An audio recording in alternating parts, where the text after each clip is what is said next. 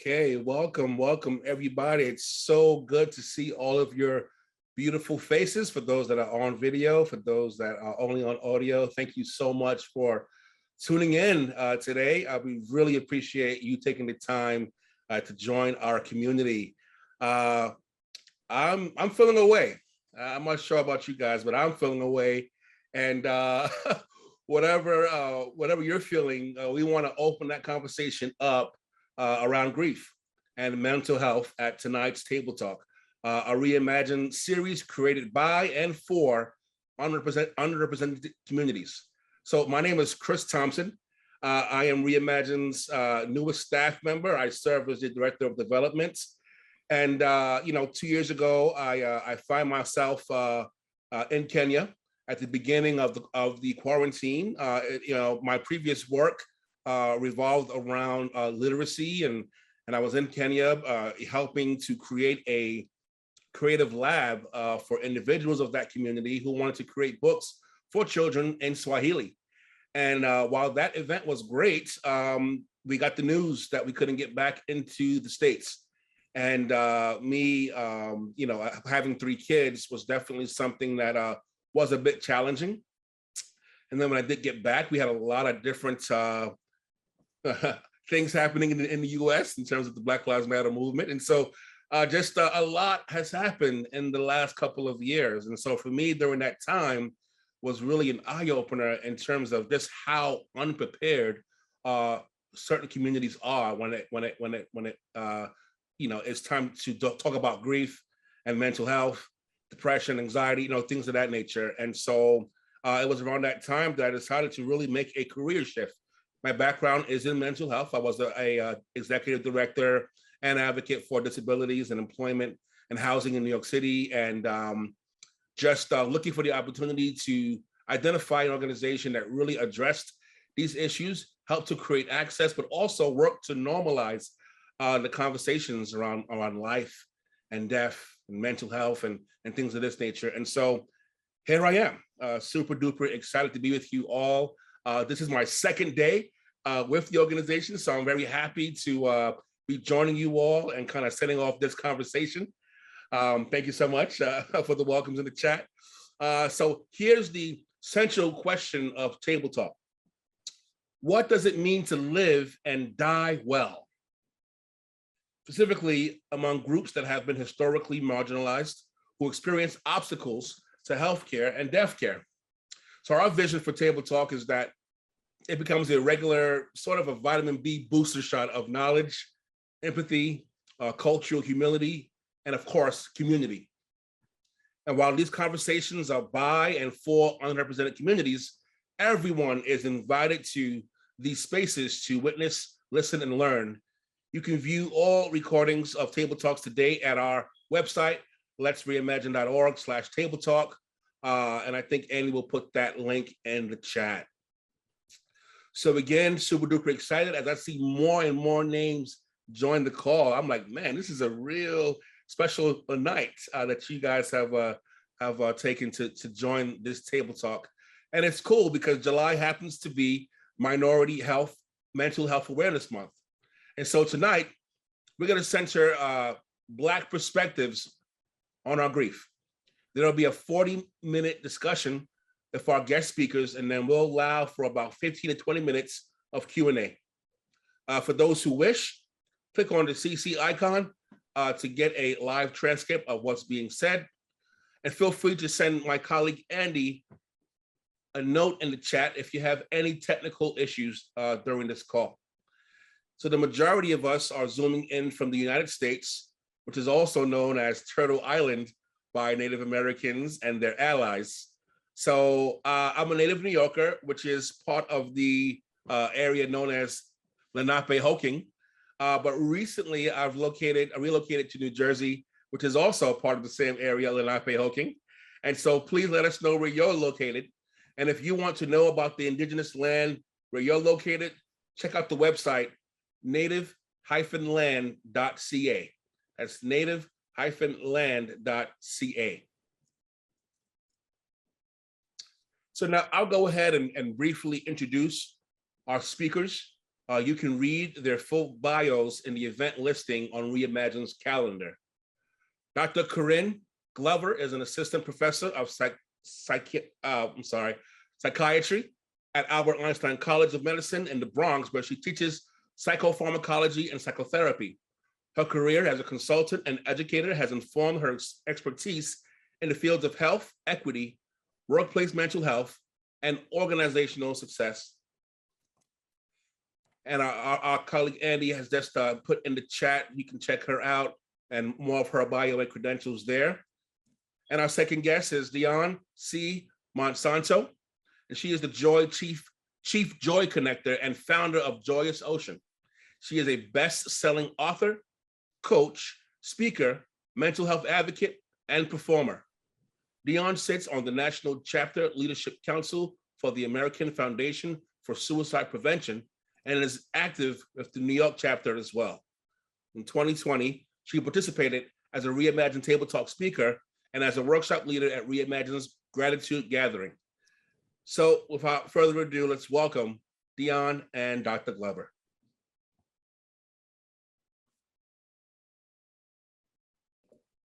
That was awesome. Thank you so much. So Dr. Corinne and I had quite a conversation, and what you don't know is Dr. Corinne and I have known each other for, I don't know, many years. And right, exactly this many years. And we come from a performing arts background of dance. So I knew her before she had a PhD and was a doctor. And our healing, a part of healing our lives, was coming together for a free African dance class in the community. And that was something that we did on a consistent and regular basis to heal our hearts. So what we shared that we would talk about, and I'm always going to wait for Corinne to jump in if I've said something. And because I've known her for so long, I still say Corinne, but it is Dr. Glover. Is, where we are, like, what is the state of the union? Where are we right now? What is going on in the world? If you're following any sort of current events and news, you're dealing with some level of grief and heartache on a daily basis. Thank you so much, Dion. I love reflecting on how we came together and sort of where we are right now. So I have one note of clarification. I'm an MD. I don't have a PhD. So I'm a medical doctor. I went to medical school after college, and met you as I was applying to medical school, started medical school, and then, speaking of grief, one of my best friends was killed in an accident, and it was Nafisa's dance class where I learned our ancestral ways of taking the energy of grief and transmuting it, right? Turning it into movement so that we can process what's happening. And so it was that class and that community and having a really good therapist and a lovely family that got me back on my feet again and back into med school. So it's amazing that out of something that was tragic, something very, very beautiful and sustaining, because here we are today, right,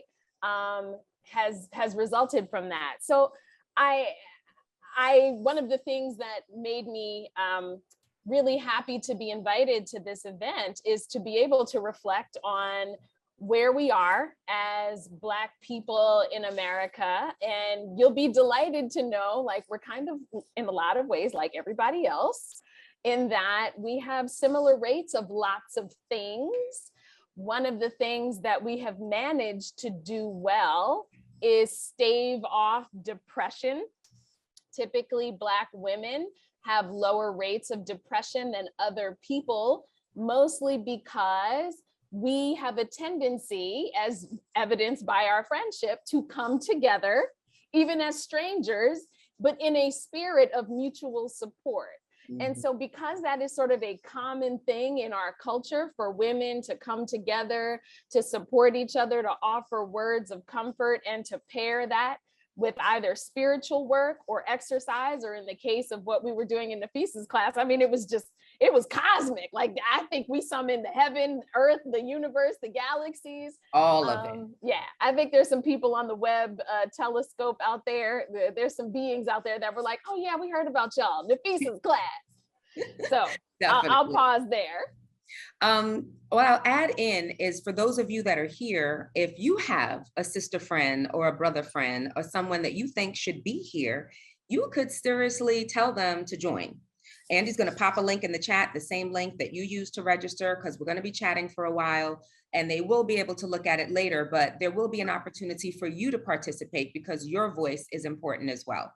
And where I am in terms of grief and loss, I was in an ugly marriage. Yeah, I'll leave it at that. I was in an ugly marriage, and going to Nafisa's class was therapy before I had a therapist. My mother would say, "Are you going to church?" And I'm like, "What?" And she was like, "When you go to dance class, you going to church." I was like, "Oh, yes, ma'am. Yes, ma'am. I'm going to church. That's what I'm doing." And the drums that were there, the live drums and that activity, and I still do this to this day. And I just might see Nafisa tomorrow, Corinne. I'll talk to you about that later. So there's different things that we all have as coping mechanisms and that we do. And I think one of the problems in terms of where we are now is some of the ancient technology that we have in our DNA and in our culture, we've moved away from. Somehow or another, the marketing in this country has told us everything that we knew before was bad and wrong. And we put it down, and instead of picking it up, we're like, oh, I shouldn't do that. I should do this. So we should ourselves away from our healing, and we need to lean into it. There is a major struggle. I have so many coping mechanisms around me. Even as I set up to be with you here today, I've made sure I have my water, I have a candle lit, I have some crystals. And then I sent them an email last night, and Andy, who I've worked with before, knows I have my support animal, which is Elmo. Don't judge me. This is Elmo. One of my major reasons of dealing with grief is at some point, 11 years ago, I did lose one of my children. And I do the suicide work because who I lost was my child, and she was 15, but she loved Elmo and she still had 2 Elmos. So I saved a couple of them. And so sometimes when I go speaking, I'll wear her Elmo hat, or I'll have this. And Andy was like, bring Elmo. I was like, okay, I'm gonna go get Elmo.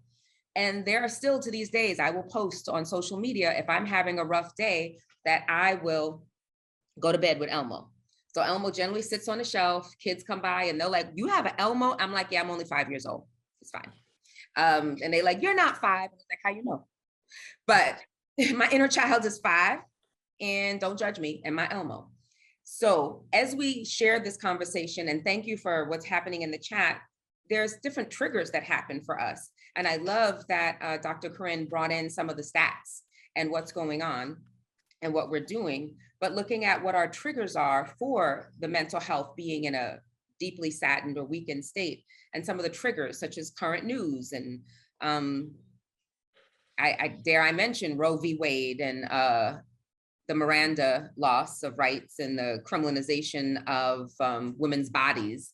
So many things that are happening and how we feel about that on a daily basis. So grief and loss is not always death of a human or an animal. So I'm just going to add that things are changing so much and so often.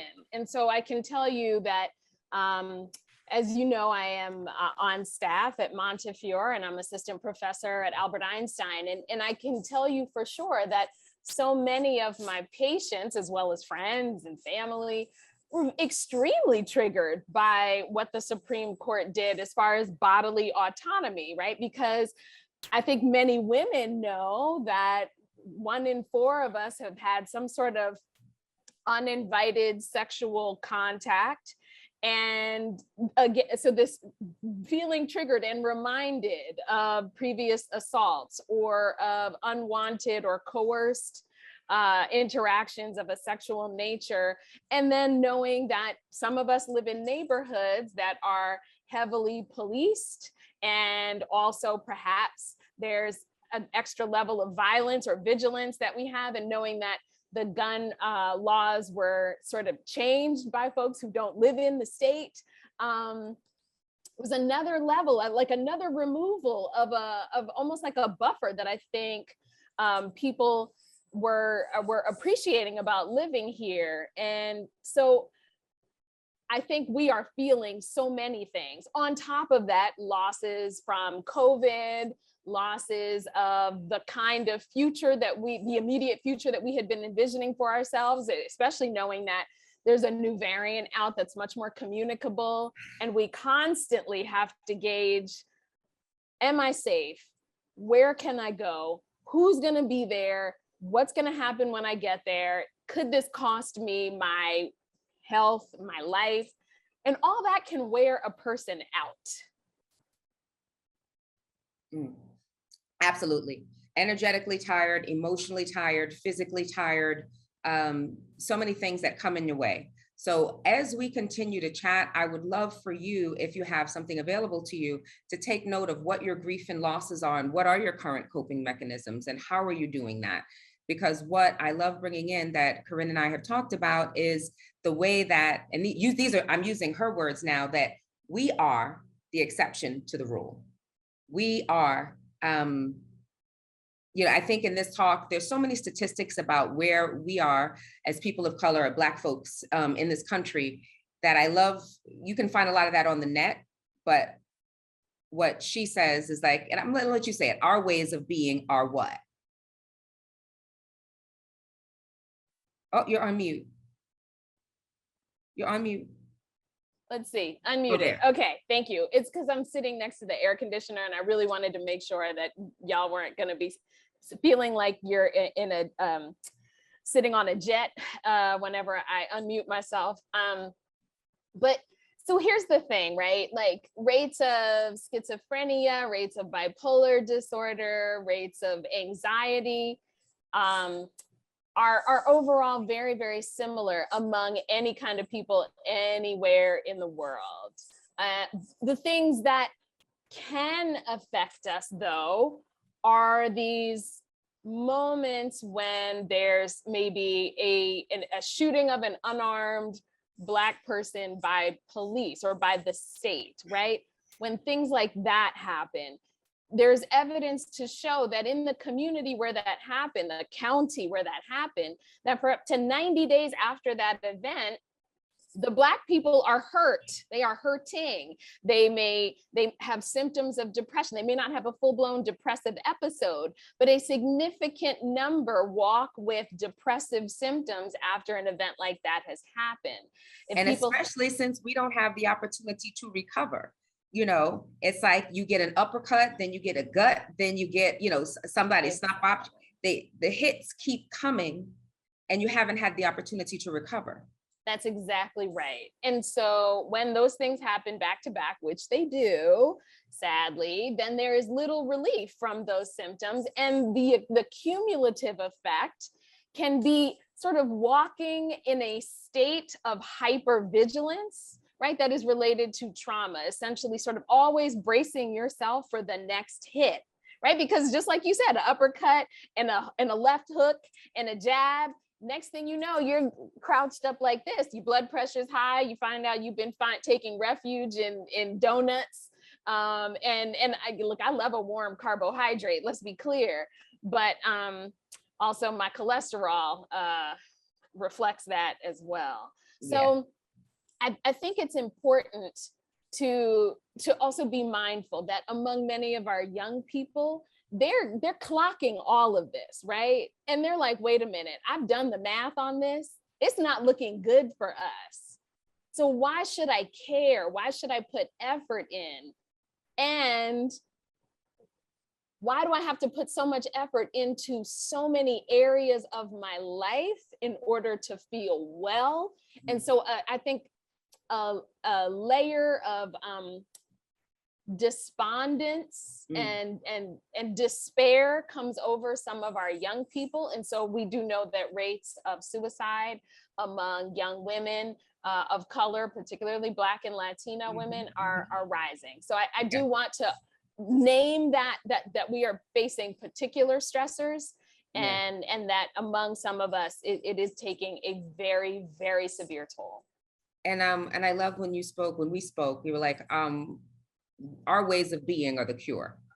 If we come back to community, as I look in the some of the faces I can see around the room and just the names that I see, whether it's Ade or Reverend Greg or Parks or Barbara, all these people, when I look at you, and that's something, and just even the title of this, because we talked about it, because within our circle, if you're out of sorts, you definitely be like, I told somebody, how you doing? I'm feeling away. What, you feeling away? Like, or the other one, like, you good? You know, somebody doesn't look, you good? Like, and just that acceptance and acknowledgement of being seen, you know. And right, I think there's a lot to that, Dion. I appreciate you bringing that up, right? That we have our check-ins with each other. We do, right? We walk past each other. Hey, how you doing? And like, don't walk past a Black person and not say hi. Like, you will acknowledge me. As many times as you walk past me, that's as many times as you will acknowledge me, because we see each other, right? So that's cultural. But do we have space for the conversation about how you're really doing? And do we have the words to describe what's happening to us in this era, where things that we never knew could happen, right? Like a whole pandemic and all of the racial trauma, to put that all together and try to have a conversation about it as you're trying to move about your business, that's hard. And yet we still have to have space for that. Yeah. And I definitely love the terms, and how with limited time for connection, to look somebody in their eyes, a tap on the shoulder. I feel like I'm still doing this on the trains, which is, you know, if you're in New York with us and you're riding the trains on a regular basis, that's its own level of trauma. But to look at somebody and every once in a while and see them, even if they're unhoused, or they may in some way you think they're unsavory or unsafe and you're concerned, sometimes they want to be seen as well. You know, they have fallen on hard times, and yes, some things, there's also one school of thought where I can hear my grandmother, don't look them in the eye. You know, if you think, don't make eye contact, because that's a problem. But then there's sometimes where you do, and how do you find that balance? So there's no rest in your brain, because it's like, do I look them in the eye? Do I not look them in the eye? Do I say hi? Do I not say hi? They said good morning. Do I say good morning? Is this person going to follow me? Or are they not going to follow me? What is it? And then it speeds up in your head and it gets faster and faster and faster until it's like, oh, you're exhausted. And it's like 10 a.m. Been there. And right? How do you deal with that? Taking a pause, like, we've only been on for a short time, but just for all of us, for some of the come from, for Corinne and I, everybody, wherever you are, camera on, camera off, just take a deep breath.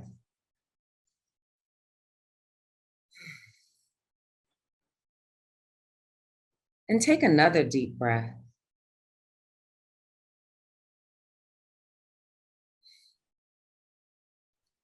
Something as brief and as short as that pause gives you just a little bit of your power back. How you can feel just a little more grounded in your body and have a little bit more energy to move forward. Because even in that enactment of all the things that could happen in a given moment in our brains, with the constant overthinking and the exhaustion it caused, I felt that in my body. So the ways of releasing it, you know, are moving your body and connecting, creating. I'm born and raised in New York, but I still use the term village and tribe. I think New York is a really small village of 8 million people, and you connect in different ways. And that level of connection is a part of our cure. And as I was glad when Corinne brought up the teenage or young people suicide, because it's the second leading cause of death for our young people. So if we're not having conversations about our mental health and our young people, you know, Black and brown children are dying by their own hand, our future is dying.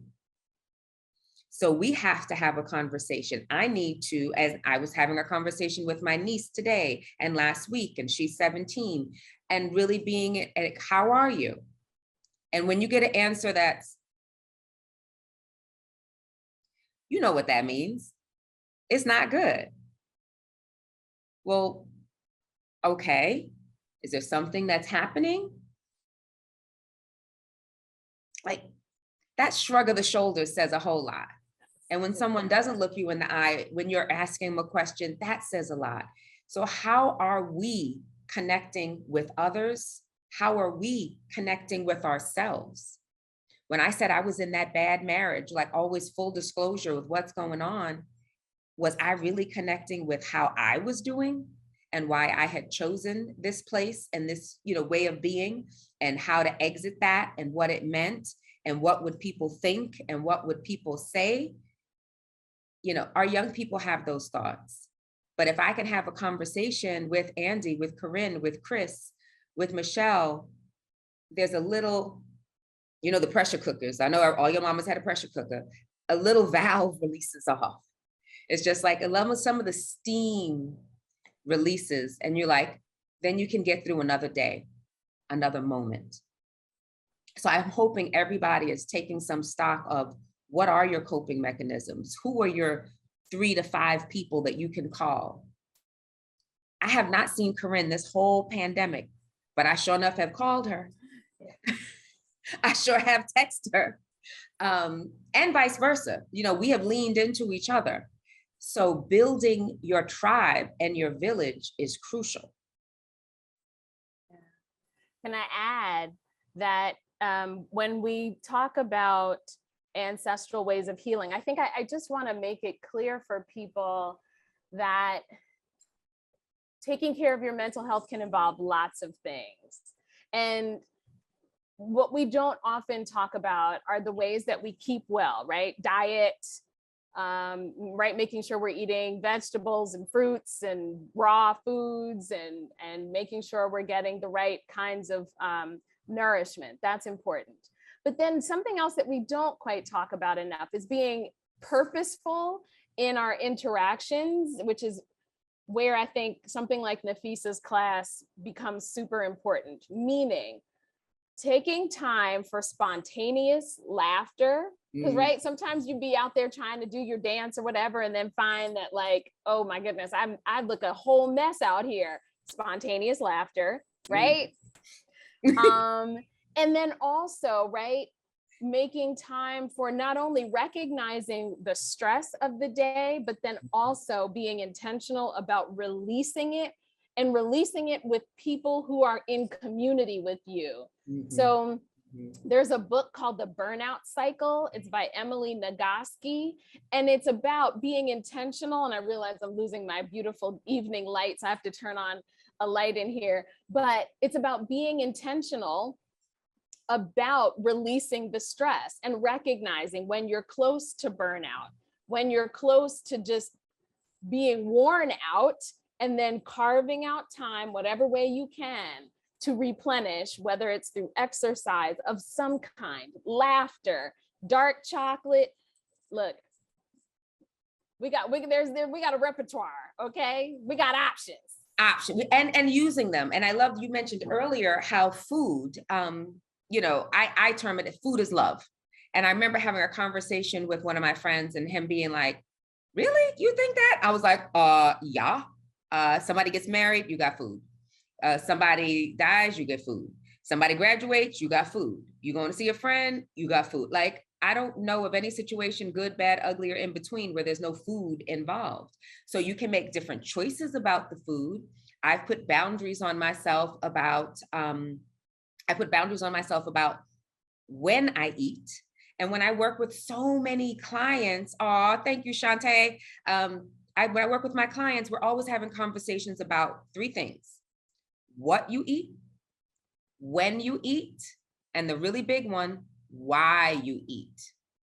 Because we are so often filling a void of emotion. And celebrating an emotion. And a client called last night having a conversation about celebrating. She does something, she celebrates with a food snack, a sugary sweet snack. And we were taught this. I will tell you, I was the one in St. Mark's Episcopalian Church on 122nd Street. When my grandmother needed me to be quiet, she handed me a mint, because you know she had the mints in her purse. And so she'd pull out the mint and you'd go crinkling it, and she'd wave your hand to keep quiet as you get that mint in your mouth. So there's some of us, I see you laughing, we were trained that, okay, you need to be quiet and here's your reward. And to untrain and relearn certain things. And what is that? What you eat, when you eat, and why you eat. And so once you've come to that point and you realize there's a different way of being, and you can do that and connect and ask yourself honestly, like, what am I feeling? Am I hungry? Am I thirsty? Have I had enough water? You see, Corinne and I keep picking up our water bottles. Are you drinking enough water? Sweet tea is not water. Sorry, sir. Sorry, ma'am. That's sorry. One of my elders, Uncle Al, he is 94. We love him. He's like, there's water in wine. I'm like, no, sir. No, sir. We are not doing that today. You're going to drink your water. So you have to love your body in a way that it will sustain you so you get to be 94. And yes, Stacy in the chat says water is water. Facts. That is it. So these are all things you do for yourself. And sometimes when you shift your relationship with food, your mental health will shift. I'm not saying that your diet is always the cure. I am a fan of food is your medicine, but I'm also a fan of you're going to need some medication, right? If you break a leg, you go into the doctor. If your thoughts are harmful, you need to see a doctor. Whether it's a licensed clinical social worker, whether it's a psychiatrist or a psychologist. I am not currently in therapy. My daughter was in therapy. I had 3 children, 2 are living. 2 of the 3 were in therapy regular. One of them worked out a lot. I'm still friends with my therapist, but we're not currently in session, but I'm a big fan of therapy. And there's so many self-help things. If you see yourself sliding down a hill, and how do you stop? What are some of the resources that you have available to you? Go ahead, Corinne. I see you nodding. Yeah, I mean, because everything you're saying, I'm just like, y'all keep going, Dion. You spitting today.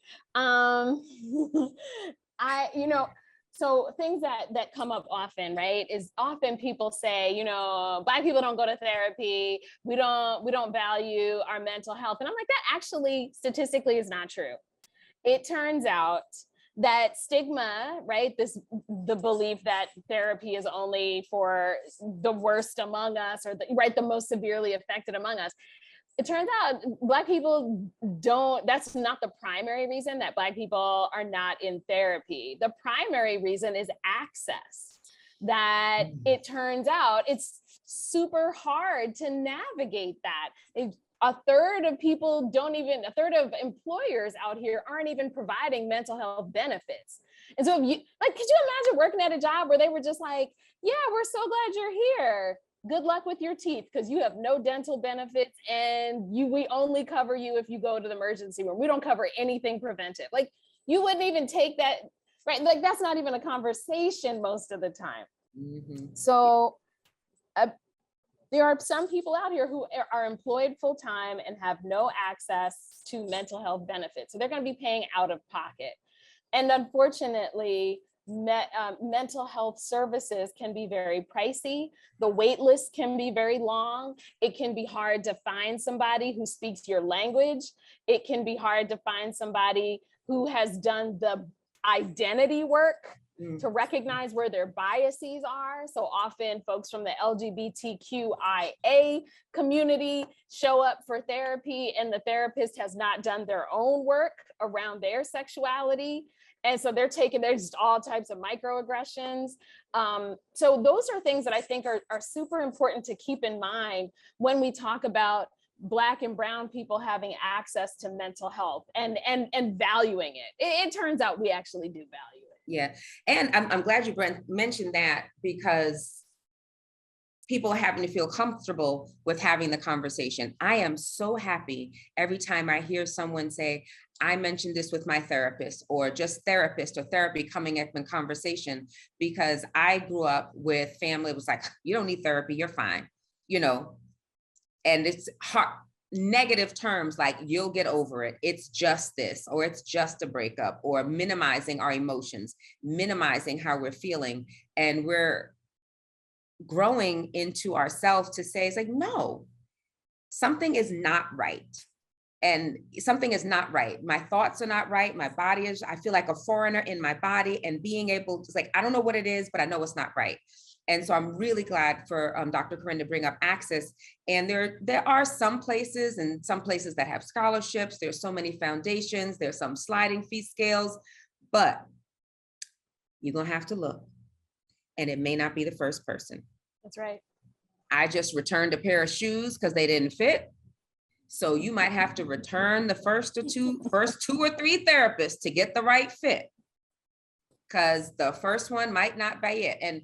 And you heard about my bad marriage. It's like, I'm real good at kissing frogs and marrying them. The first partner wasn't right. The second partner wasn't right, whatever it is. But somehow we get to therapy and go like, oh, that therapist didn't work, I'm done. You tried different restaurants, you tried different clothes.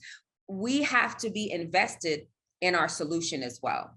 And you, all of us here, need to be comfortable with saying to that person, it's like, oh, I went to therapy, it didn't work. Well, how often did you go? I went and I spoke to that person one time, and I just didn't like them, so I didn't go back.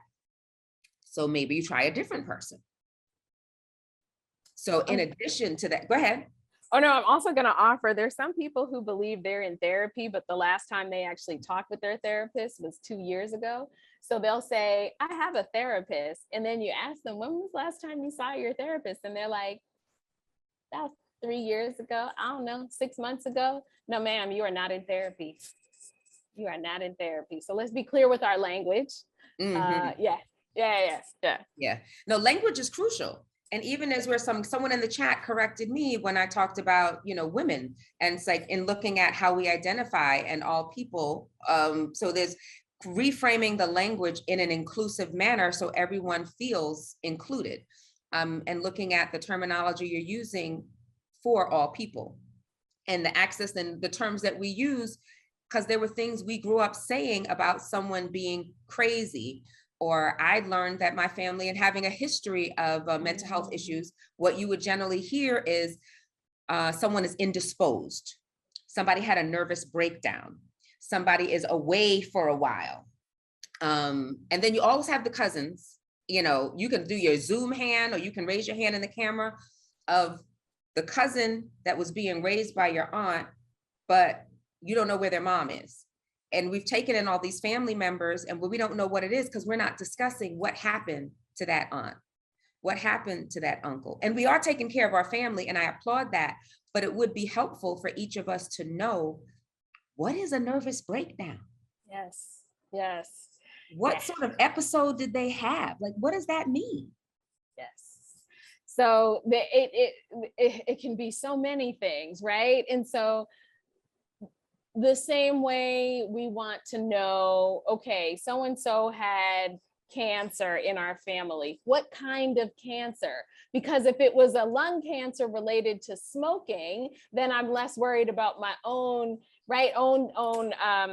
likelihood or my own risk of developing that cancer. But if you say, by 45, everybody in our family has a heart attack, I need to know specifically, right? Like, there's some things, right? And so being willing to have some uncomfortable conversations about the mental health conditions, the nervous breakdown that could have been a very, very severe episode of depression that made the person unable to function as a parent, as a loved one, as an employee. Those are all things that I think are worth talking about if we can do it in the most non-judgmental and gentle ways possible. Mm-hmm. Yeah. Very important.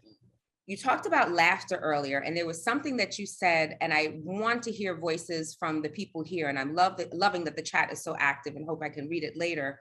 But there was something you said that I really wanted to remind you to talk about. We talk about in our ancient technology for wellness, and the runaway laughing. Yes. And I loved when you talked about runaway laughing. Guys, so I remember I was on call one night at the hospital, and I was walking from one hospital building to another, and this was I saw a group of Black people who were just co-workers and talking with each other, and somebody said something funny and they burst into laughter and ran away from each other. And I just thought, like, are we the only people who do that? And I think we are. I think it's official, right? And so when I think about the ways that laughter is in our body in that moment, that the joy, the surprise, the spontaneity is in our body, that makes me, oh, amen to whoever put all this in the chat. And look at all these resources, y'all. So when we know that we have ancient and sort of technologies for, again, the spontaneous laughter, for the massive release of serotonin that happens when we do that. And I want to underscore for people just how special that is. Again, when we wake up every day in a Black body, right? Every day your eyes open, you are Black still, right? And you navigate the world and you check your phone and you see what happened to the latest Black person overnight. And then you find out that our community is disproportionately affected by COVID and that the resources are not, whatever the bad news is, right? And you know that this is based on 400 years of systemic racism, if not interpersonal racism, that you tried to get a loan to start your business and they wouldn't give it to, like, okay. And we know that all of that predisposes us to a level of hypervigilance and what we call just a level of trauma that stimulates our body to raise our blood pressure and to outrun the threat that's somewhere around us, right? Our body reacts to all of these stressors the same way it does when we are trying to outrun a thief walking home from the subway at 1 o'clock in the morning. Mm-hmm. So knowing that, we have all of these beautiful, wonderful ways of shaking it off. Every time I see people jumping double dutch, every time I see Black people run away laughing, every time I see the way that we support each other and yell out, yes, and we become the joy, literally that is saving our lives. So yes. I'm glad you brought that up, Dion, because I do want to offer a message of hope that there are small ways that we have been taught to take for granted and consider too Black or too ethnic. And these things are life-saving tools. So please wrap your arms around yourself and give thanks for those things. And in addition to that, the laughter, and we talked about that earlier, but the music. I have one of my favorite hashtags with music is my healthcare. Networking group, like what song? I'll start speaking events. So when we're in the chat beforehand, there'll be music popping. There'll be something. I don't know what the mood is of the day. My family hails from St. Thomas, so it's gonna be some Machel Montano. We're gonna be whining. We're gonna be jumping. We're gonna be waving. But you got to get it all in there and enjoy it and feel it in your body. And your family feels you. Your ancestor feels you. When I'm cooking, someone's in the chat said, "Oh yeah, Dion can cook." I said, "My grandmother is proud. She is resting well. You know, may she rest in peace, Bianca." Bianca's like, "All right, I taught her well. She fed the people. You come to my house, you can eat. I don't even have to like you, but I still feed you because you somebody's child. You know, you somebody's child." Right, as they said in High on the Hog, we're the only people with food. The style of food that we make is named after something you can't see, soul food, right? It's named after something that you can't see, taste, touch, feel, right? That tells you something. And so, I mean, these unique approaches that we have to being and living, and the way we connect to community, the way we see each other, these are hidden treasures. I was going to use the word lost, but they're not lost. We just have to acknowledge them and claim them before someone else claims them. And creating healthy boundaries, because something else Corinne and I talked about, because I know a number of you that I see the names popping up that have acknowledged me or acknowledged Corinne. A lot of us are the one, you know, that one in the family. When something happens, they're going to call you and you're going to fix it. You're going to go to the uncle and you're going to make food for him, and you're going to take care of the cousin who's got COVID, and you're going to pick up the niece, and you're going to cook, you're going to deliver. It's like, oh, somebody got cancer, and somebody has to take care of their child and their cat and their dog, and you're the one. Like, I know a lot of y'all are the one, because I know I'm the one, and I know Corinne is the one. So if you are the one in your tribe and your village, I'm going to say this a few times, and I want you to hear me. You deserve rest too. You deserve rest. You deserve rest. Healthy boundaries are saving my life, and I offer you, they will save your life as well. And what is rest? All right, Shantae, we're going to have you come off, but is it sitting down by yourself? Is it going for a walk? Is it time alone? Like, what is it? Yes, somebody brought in the nap ministry. Talk about it. It's so many things, but you know what you need. And there's an inner calling in your body.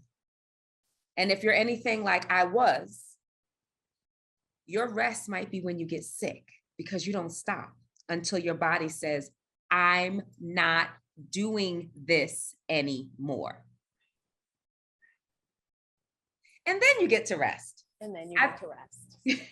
I've had a few of those rests, and I'm thankful to say it's been many years, because those rests put me in the hospital for a few days at a time. I am Aries. I love astrology. And I was like, Aries go hard. Aries go hard. Yes. And I was like, you can't stop my go. But then my body was like, wait, what's the meme? Wait, who got the meme with me? Everybody with Usher? I said, you can't stop my go. Watch this. Your body will shut you down. So you might as well find some time to rest. So you won't get shut down. You can be your sister's keeper. I will be proudly saying I am my sister's keeper. But you know who else is my sister? Me. So the level of love that you have for your community, for your family, you have to have for yourself. That wonderful analogy, if you've ever been on an airplane, when they're talking about all the emergency things, if you don't remember anything else, they tell you when that oxygen mask drops down, if you're traveling with someone else, that you have to put the oxygen on yourself before you serve someone else. And I'm going to leave it there, because I want to make sure that we have time to hear your voices, and I let you ask questions, and make sure we are going to share resources. Once somebody else is asking questions, I put Reverend Nafisa Sharif's information in the chat, and we'll share that, and you'll get a follow-up email as well with that information. So want to share some of those things. Oh, Corinne put it in there too. Good. She's actually teaching now. She might be finished. She teaches every Wednesday night.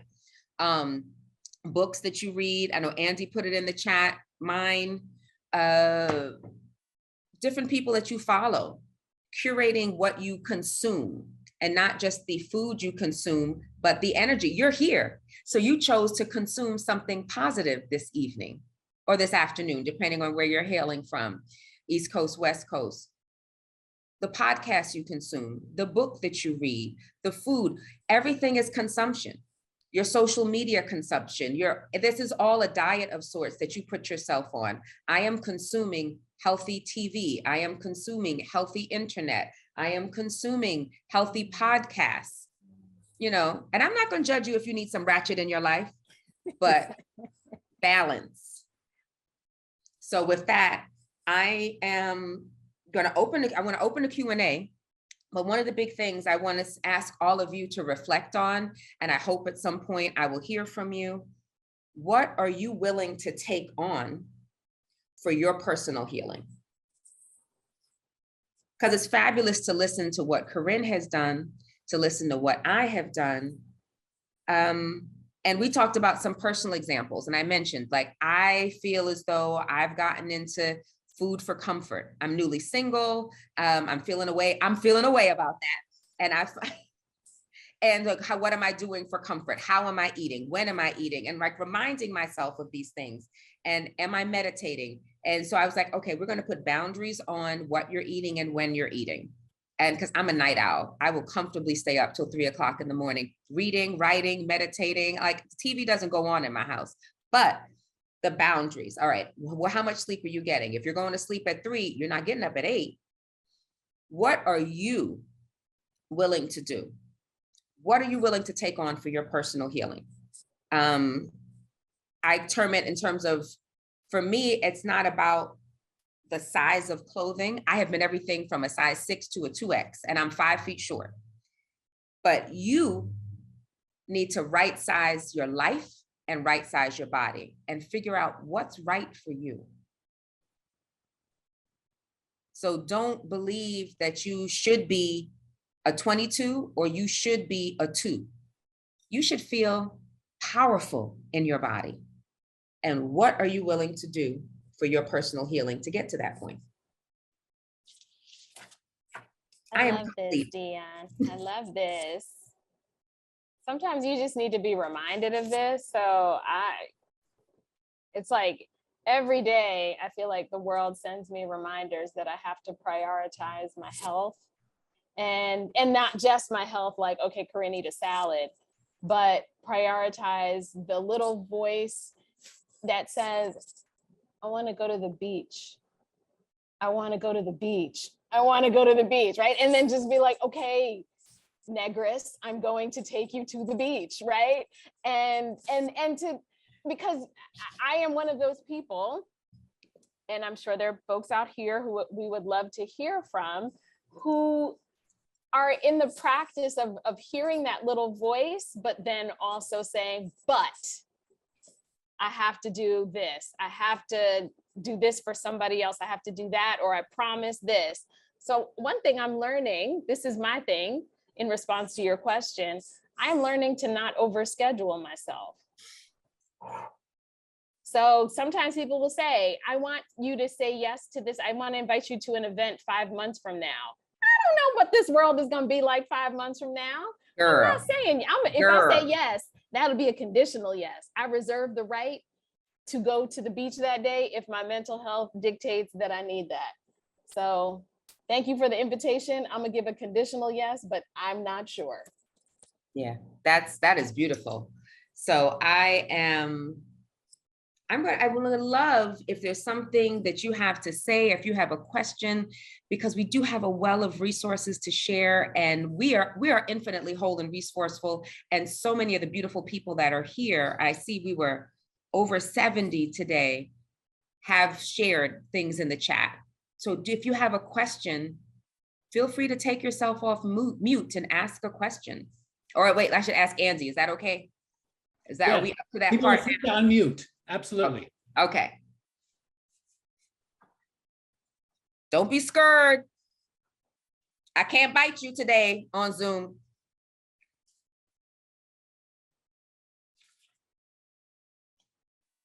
All right, I see you laughing and smiling, but I don't hear you talking. You know, I could talk some more. I was trying to let y'all talk. I have a question. Tell me your name, please. Good evening. Good evening, everyone. I'm sorry. My name is Norma Jones. Hey, Miss Norma. How everyone is doing? My question is, how do you get someone to embrace mental health and to obtain mental health services when they need to, but they just don't? If I'm asking the question right. That I get asked that a lot. And so one of the ways that we do it in certain institutions in New York do it is they provide mental health, but in primary care. So rather than making an appointment at a mental health clinic, the person goes to see their primary care doctor to get their blood pressure checked, or right, to get their sugar checked or whatever. And when they get there, they may be asked 2 or 5 questions, 2 questions about depression symptoms, 2 questions about anxiety symptoms, and 1 question about problem alcohol use. And so I'll just give the example at Montefiore. That's what we do. There are 21 primary care sites throughout the Bronx and Lower Westchester. And when people make an appointment, they get those 5 questions about, are you feeling hopeless? Are you able to sleep or relax? And if not, is it because you're up ruminating and thinking about everything that's gone wrong in your life, right? And so by doing that, if that person answers those questions positively, meaning, sort of flags for the staff, the doctor or whoever the clinician is will then ask them more questions.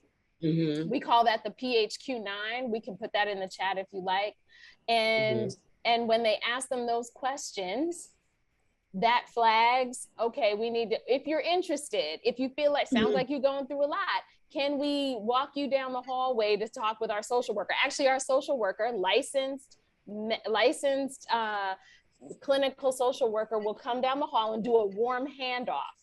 That warm handoff is where that person will say, like, hey, why don't you just come talk to me? I'm pretty much, I bet that if you come see me every 2 weeks, or we do this remotely every 2 weeks, I bet you in 10 or 12 visits, you're gonna be feeling better. That means in 6 months, you can turn things around. Okay. So primary care is a good place to start. And then somebody put in the chat, just sort of all of these wonderful resources. If that person is at least willing to have a remote visit with one of those people to just talk through some things, that might make a big difference. Okay. And what I will add is, so Ms. Norma, I think a lot of times people want to be heard. So I would agree that if you're seeing that they need support, you're probably right. And we always have to assume that we are the only ones that are going to be willing to have a conversation with them and to take that on, to have the talk and listen and encourage, and then find other things and share in the same way that Corinne and I have shared various things in our lives, to just talk about, well, this is what I'm dealing with. Because there's sometimes it's like, oh, Norma, you don't understand. Oh, Dion, you don't understand. Oh, Corinne, you don't understand. That's what I get. Yeah. And that, so you're doing what you can do, and never own, that's a strong word, but I encourage you not to own the result.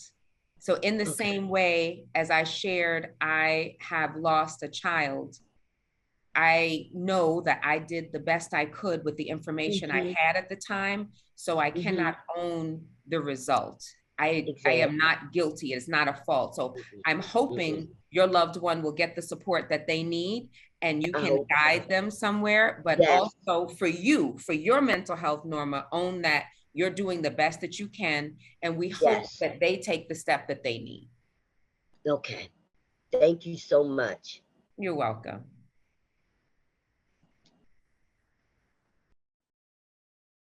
So anybody else in the chat? Because y'all talking in the chat, and I know y'all have voices too. Yes, I have a comment.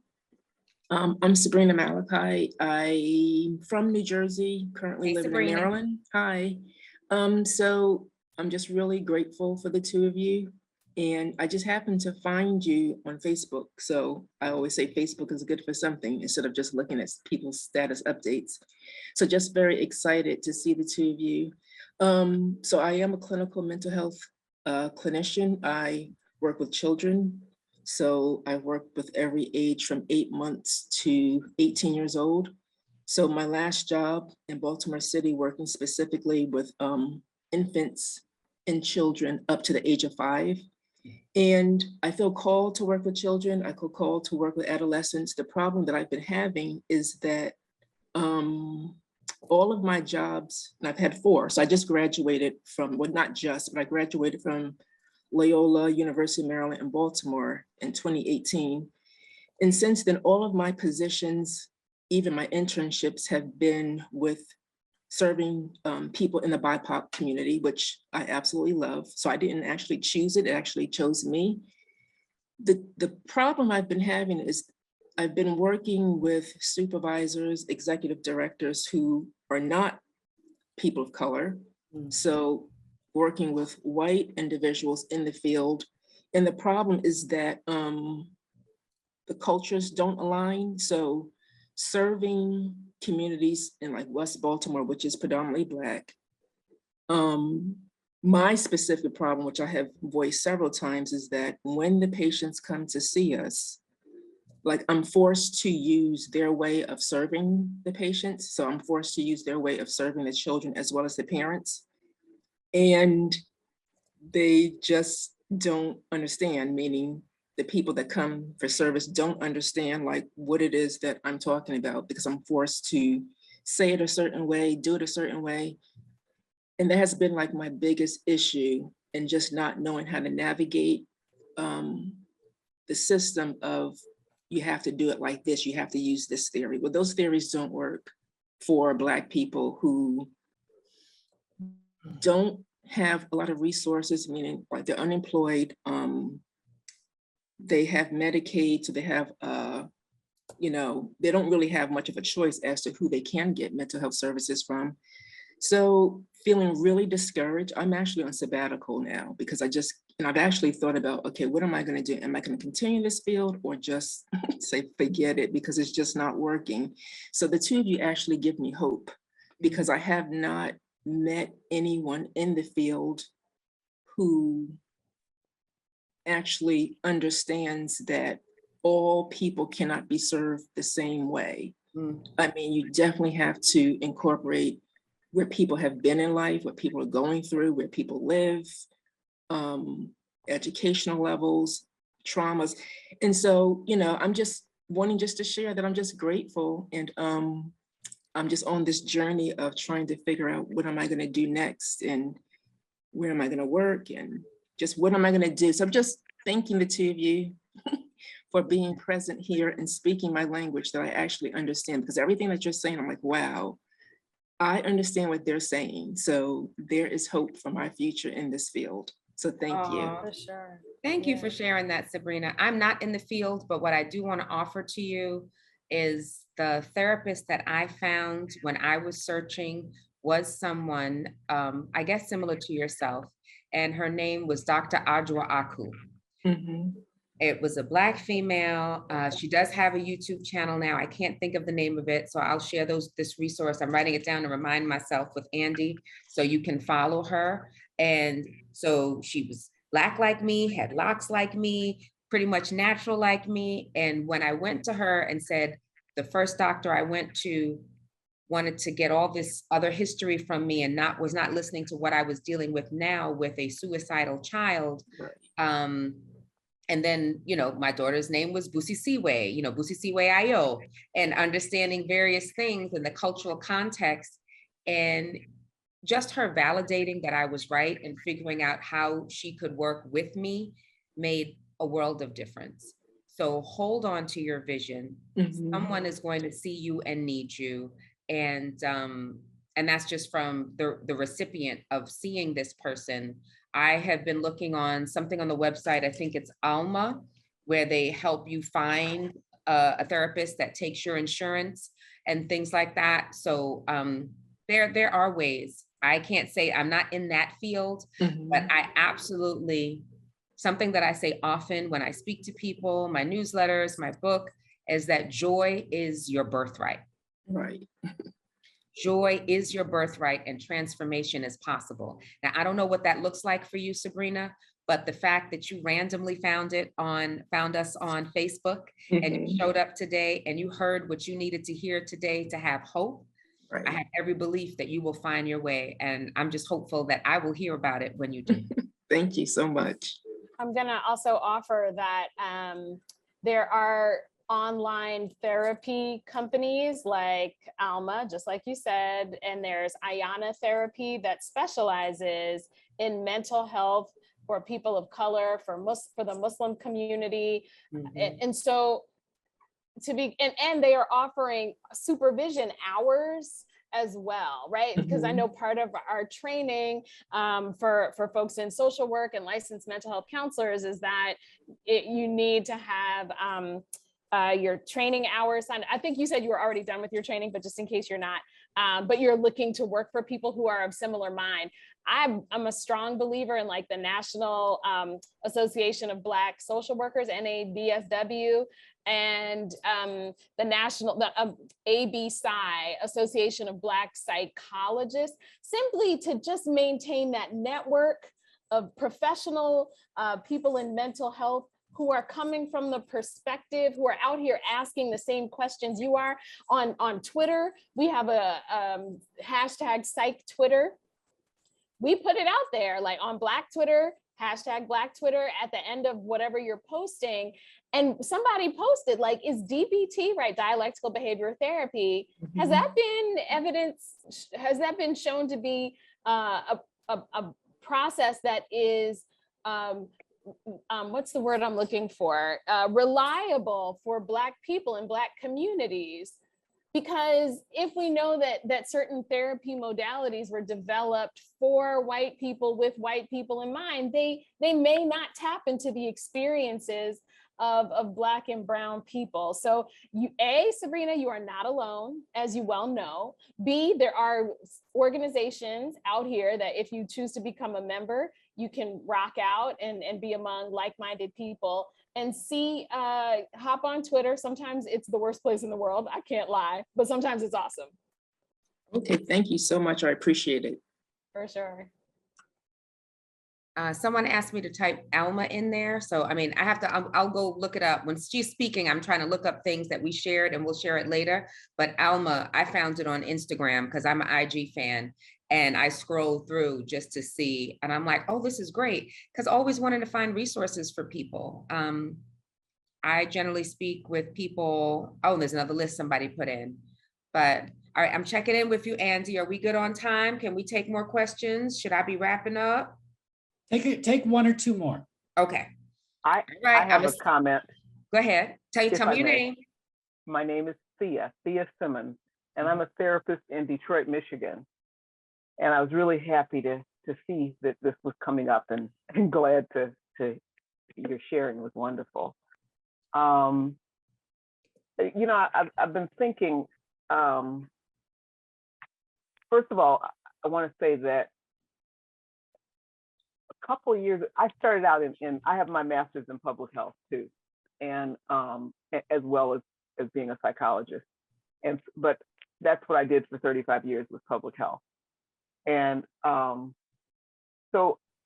really it's all about teaching people, you know, bringing people to their center, bringing people to their wholeness in every area, because public health is not just physical, it's spiritual, emotional, intellectual, financial, and social. As far as that's always the way that I taught it and ran my program. But I say all that to say that I've been finding myself lately, as I work with clients, kind of recycling things that I always use for myself, and that some of what I use with clients is things that have worked for me in terms of my own personal growth and healing and balance and maintenance. And others are you know, tools that I learned, you know, from all the degrees. But what I've found myself doing in the last couple of weeks is realizing that things that I was working with clients to do, like I had a client who was talking about her family always calling her, saying that she was mean.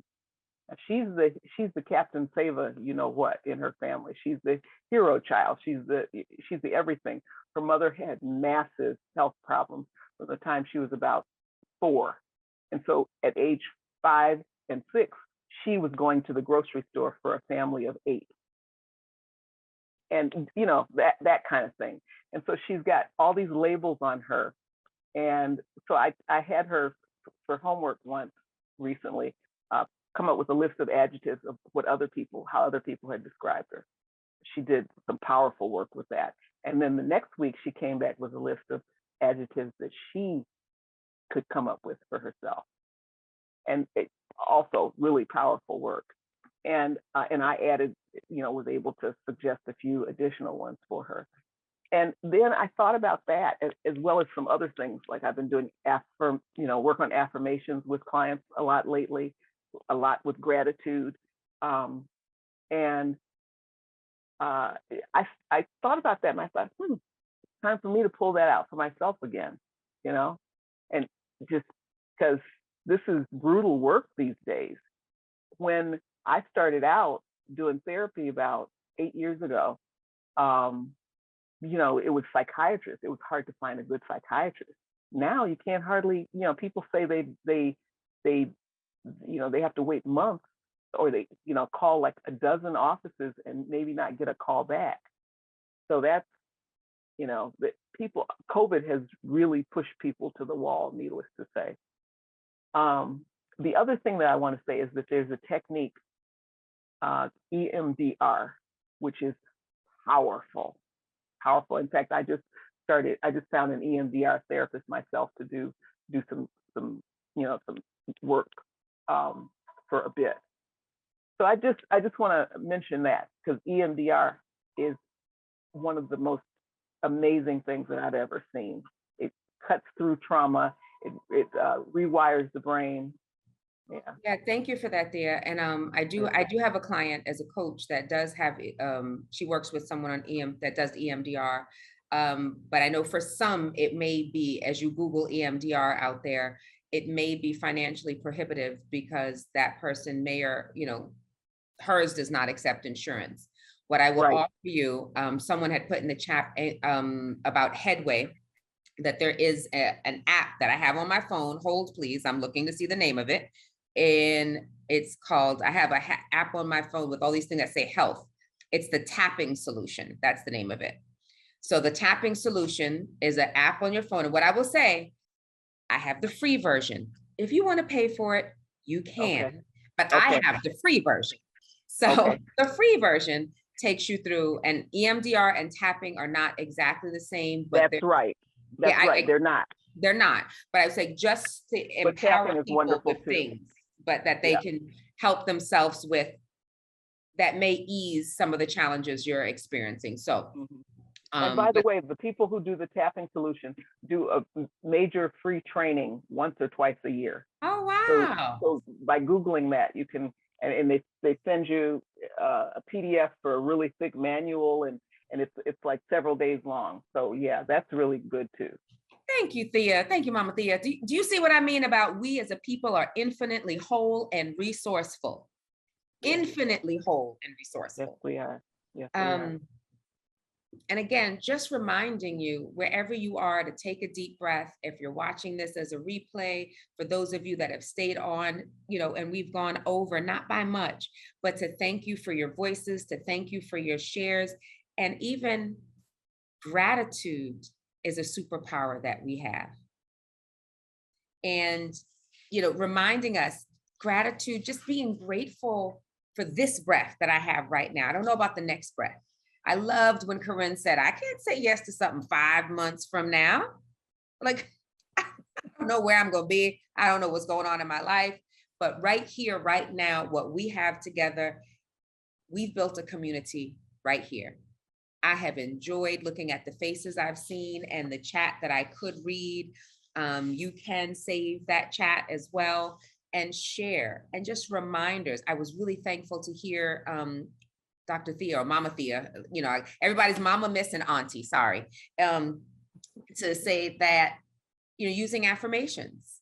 You know, I have in the back of the book, there's a list of affirmations, and doing mirror work to see yourself. Like, how do you see yourself? How have you gotten connected with yourself? And, you know, I believe in you. And, you know, more than I believe in you, I believe in us. I believe that at the end of my journey, your journey, and our journey, that there is hope. I don't know, you know, I don't know at the end of the rainbow if there's a pot of gold that the leprechaun has, but I know there's hope. So I invite all of you to lean into your well of information, your village, your tribe, and hopefully we, Dr. Corinne and I, will hear from you, whether it's on social media or email, because our contact information will be shared, and following up with you so we can continue to forge a way together. Because what I'm gonna tell you, And everybody knows this. Life is going to keep on lifing. I would love to say that we've got answers and cures and there's a happily ever after. But there's happily ever after and then. Happily ever after and then. And you drinking your water and meditating and tapping and using these resources and reading a book and writing a letter and cutting some ties.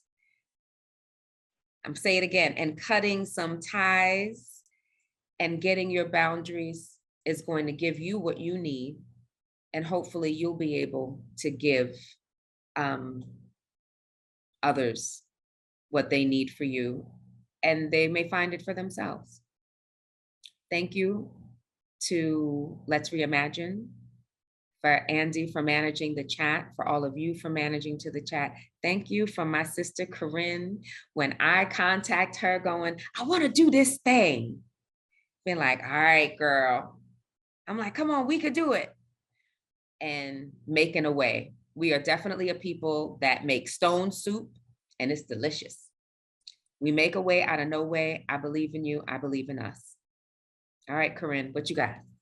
I'm just gonna give a shout out to Reverend Greg Katz, who mentioned Homeboy Industries, because I listened to Father Doyle on a podcast. I can't remember which one, but he said something that has stuck with me forever and ever.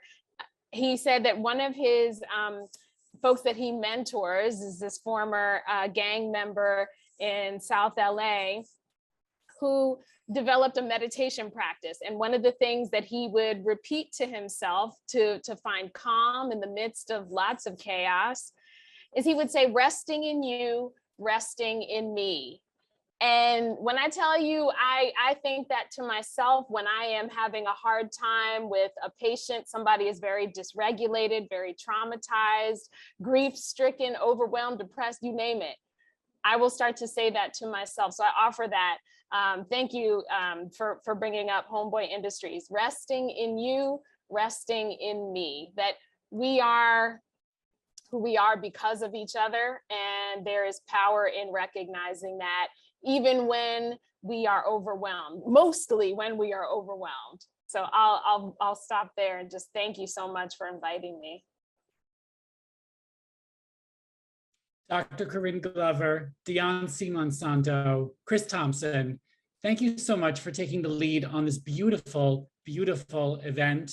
Reimagine is so grateful to you.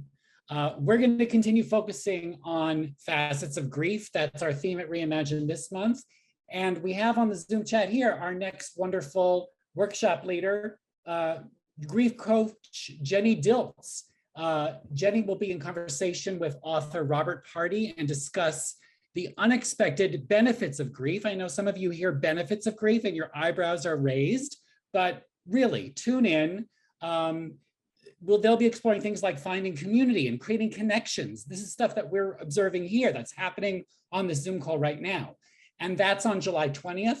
On July 27th, don't miss this one, Yona Harvey, who co-authored Black Panther comics for Marvel with Ta-Nehisi Coates and Roxane Gay. She's a Guggenheim Fellow awarded this year. She'll be leading a grief writing workshop. All of you can create your own mini comic book. It's going to be great. And please save the date for our next table talk on August 17th. We have Chronicon founder and CEO Nitika Chopra, also a member of the Resistance Revival Chorus. I don't know if any of you know this amazing New York choral group. She'll be in conversation with another person who writes beautifully on the topic of chronic illness. Her name is Megan O'Rourke, and they're going to be living a conversation on living fully with chronic illness. I'm going to put that in the chat as well. And then I want to offer, again, the last goodbyes to everyone from Corinne and Dion. All right.